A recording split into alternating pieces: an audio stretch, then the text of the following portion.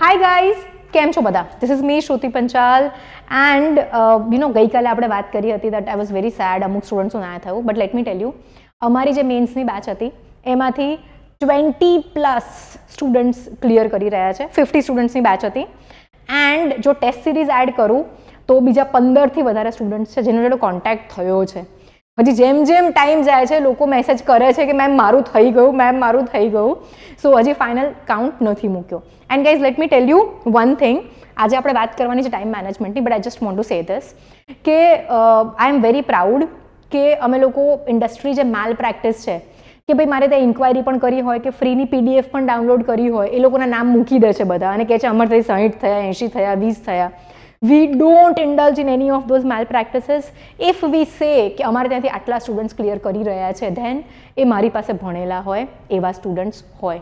So I think અમે 50 સ્ટુડન્ટ્સની જે batch કરી હતી, 50 સ્ટુડન્ટ્સે જે લખી હતી એમાંથી જો 20+ સ્ટુડન્ટ્સ કન્ફર્મ ઇન્ટરવ્યૂ માટે ક્વોલિફાય થયા છે, then I think it is the highest success ratio in Gujarat or maybe I would say in India also. So આજે હવે આપણે વાત કરીએ ટાઈમ મેનેજમેન્ટની. હવે તમને લાગશે કે આવું રિઝલ્ટ મેમ કેવી રીતે આવી શકે?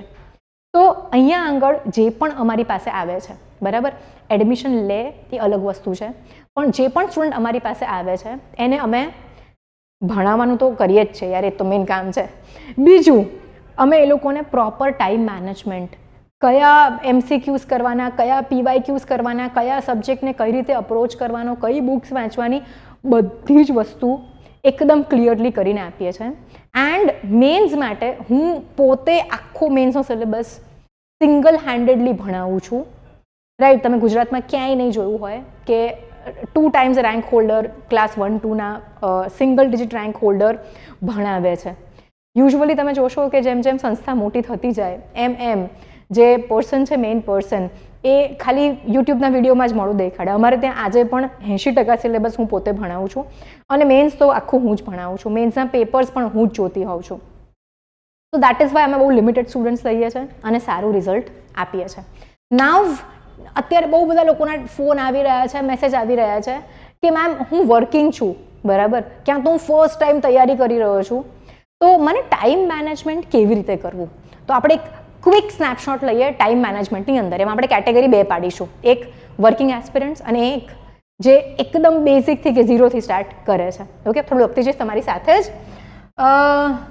અને સાચું કહું, એટલો ટાઈમ જ નથી હોતો અમારી પાસે કે અમે ફેન્સી PPTs બનાવીને આવીએ કે ફેન્સી એડિટિંગ કરાવીએ. બિકોઝ અમારા બધાનો, અમારી ટીમ પણ નાનીકડી જ છે, જેથી કરીને બહુ એટ્રિશન ના થાય. તો ટીમના બધા જ મેમ્બર્સનો ટાઈમ પણ જે છે ને એ ક્વોલિટી કન્ટેન્ટ ના ક્રિએશનમાં અને સ્ટુડન્ટના સપોર્ટમાં જ જતો હોય છે. સો એક્સક્યુઝ મી, હું હંમેશા બ્લેકબોર્ડ લઈને આવી જાઉં છું, but I think this is good. So working aspirants અને અહીંયા બિગિનર્સ. આખો પણ નહીં નાખું સ્પેલિંગ. નાવ સી, આ બે જ મેં અત્યારે ગ્રુપ્સ પાડ્યા છે, બટ ડોન્ટ વરી, આવતીકાલે જો તમે એક્ઝામ પહેલાં આપી ચૂક્યા છો, તમે કોઈ બીજી જગ્યાએ ફાઉન્ડેશન કોર્સ કરી ચૂક્યા છો, તો તમારું શેડ્યુલ કેવું રહેવું જોઈએ એ પણ હું લઈને આવીશ. બટ આવતીકાલે, આજે આપણે આ જ 2 સેક્શન્સની વાત કરીશું. ઓકે, તો જો તમે વર્કિંગ એસ્પિરન્ટ છો તો આપણે ઇમેજિન કરી લઈએ કે તમે 8 hours ઊંઘશો, 9 hoursની તમારી જોબ મૂકી દઉં તો કેટલા કલાક જતા રહ્યા તમારા? આમાં 17 કલાક જતા રહ્યા. આપણી પાસે છે કેટલા? 24 hours છે વર્કિંગ એસ્પિરન્ટ્સની જોડે. તો 4 અને 3 7 hours તમારી પાસે રહેશે. એમાંથી 1 કલાક મે બી તમે ખાશો, પીશો, નાશો, ધોશો, ફ્રેશ થશો એન્ડ 1 કલાક બીજો તમે મૂકી દો કે ફેમિલી સાથે ટાઈમ સ્પેન્ડ કરશો ઓર કંઈક બીજી એક્ટિવિટી કરશો. સો અહીંયા આગળ વર્કિંગ એસ્પિરન્ટ્સ, જો તમારી પાસે 5 hours છે એવરી ડે તમારા સ્ટડીને આપવા માટે, તો બહુ જ સારી રીતે તમે આ એક્ઝામ ક્લિયર કરી શકો છો. I have always bin a working aspirant and મારું રૂટીન એવું રહેતું હતું. એન્ડ ઘણા બધા સ્ટુડન્ટ્સ એવું કહે છે કે મેમ અમારી પ્રિપેરેશન છે ને આ જ રૂટીનના કારણે ટકી રહી છે.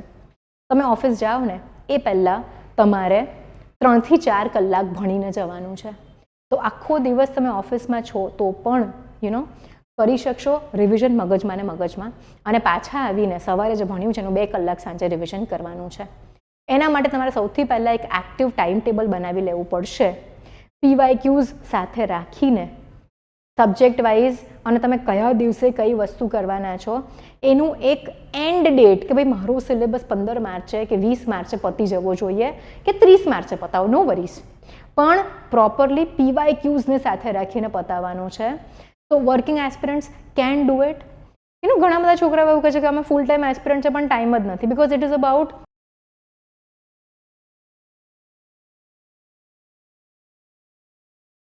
Sorry guys, glitch in the camera, but I am back. તો માઇક્રો મેનેજમેન્ટનું આખો ગેમ છે. તમે તારક મહેતા કા ઉલ્ટા ચશ્માનો એપિસોડ ચાલુ કરીને જમવા બેસશો તો 1-1.5 કલાક જમવા બેસશો.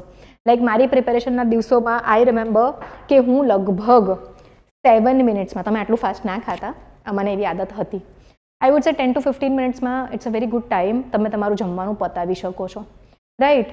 જે ટાઈમ તમે સેવ કરો કે ઓફિસમાં તમને કદાચ ટી બ્રેક મળે છે, ફ્રી ટાઈમ મળે છે, તમારા ફોનની અંદર એપ્લિકેશન્સ ડાઉનલોડ કરી લો જેમાં PYQs ટોપિક વાઇઝ છે, મેપિંગની અમુક એપ્લિકેશન્સ છે, રાઈટ. તમને એપ્લિકેશન્સ જોઈતી હોય તો નિધિ મેમે બહુ સરસ એપ્લિકેશન શોધી છે, અમને વોટ્સએપ કરો આ નંબર પર, she will suggest you. Free apps છે, અમારી તો છે જ નહીં.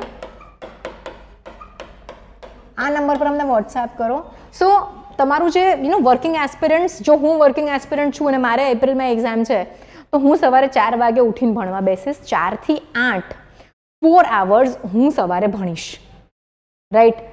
મારા ટોપિક્સ ડિસાઇડેડ હશે કે Monday, Tuesday, Wednesday, Thursday, Friday, Saturday, Sunday, આટલા ટોપિક્સ હું ભણીશ. એન્ડ સન્ડે જે છે હું આખું વીકમાં જે ભણીશ એનું રિવિઝન કરીશ, એના બહુ જ બધા ક્વેશ્ચન સોલ્વ કરીશ, અને જ્યાં જ્યાં મને ડિફિકલ્ટી પડે છે કે જ્યાં જ્યાં મારા ક્વેશ્ચન્સ ખોટા પડે છે હું એનું એનાલિસિસ કરીશ. તો my time table would be like કે 4 વાગે ના ઉઠાય તો કંઈ નહીં, 5 AM to 8 AM તમે 1 or 2 ટોપિક્સ નાના મોટા સ્પેસની રીતે જોઈ લો, કમ્પ્લીટ કરો. સાંજે ઘરે આવીને 7 to 8 એક સ્લોટ લઈ લો, એની અંદર આ જે વાંચ્યું છે એનું રિવિઝન કરો, અને પછી આજે 8 થી 9 જમવાનો ટાઈમ રાખો, એટલે ના થવો જોઈએ પણ રાખો. 9 to 10 o'clock જે છે એની અંદર તમે આના PYQs સોલ્વ કરો, ટોપિક વાઇઝ MCQs સોલ્વ કરો. ટેસ્ટ સિરીઝ લો છો કોઈ પણ ઇન્સ્ટિટ્યૂટની લો, પણ એન્શ્યોર કરો કે પેલી પેલી ટેલિગ્રામ એકેડેમીઝ આજકાલ બહુ ઓપન થઈ ગઈ છે. એક ઇન્સ્ટિટ્યૂટ મેં સાંભળ્યું કે જે લોકો એમના ટેલિગ્રામ ગ્રુપમાં કે ચેનલમાં પણ જોડાયા છે ને એ લોકો એમના કારણે પાસ થઈ ગયા છે એવો નંબર બહાર પાડ્યો છે. અને જે વ્યક્તિઓ એકચ્યુઅલી આ